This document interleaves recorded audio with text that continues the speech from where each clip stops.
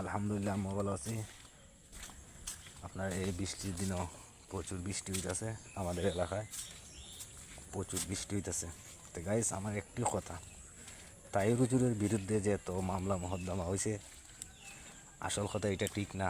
আমরা একজন মুসলমান, এক মুসলমানের বিবেকে যদি এক মুসলমান নেই হাস করে, তো এটি কুফুরি হয়। আমি এবং আদিস দলিল সম্পর্কে আমি জানি না, তো আমি একটা জিনিস জানি, সাল্লাল্লাহু আলাইহি সাল্লাম হযরত মুহাম্মদ মুস্তাফা সাল্লাল্লাহু আলাইহি সাল্লামের সন্তুষ্ট অর্জনের জন্য এবং আল্লাহর বলছেন নবীর উপরে দুরূদ পড়া। আমরা যেটা শুনিয়েছি, শস্য যত দুরূদ বেশি হবে তত সব বেশি। আর নবীজির এরা কুসমালোচনা করে, এটা ঠিক না ভাই। মুসলমান মরণ লাগবে একদিন, সবাই মরণশীল।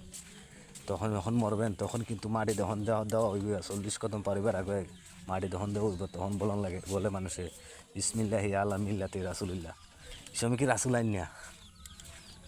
এটা আমি বিশ্বাস করছি, যারা ফসাদ লাগাইতেছেন দেশের মাঝে তারারে মারি যেগুলা দেওয়া হয়, কি বিসমিল্লাহি আলা মিল্লাতি রাসূলিল্লাহ হওয়া হয়, এই সময় কি রাসূল আইন না?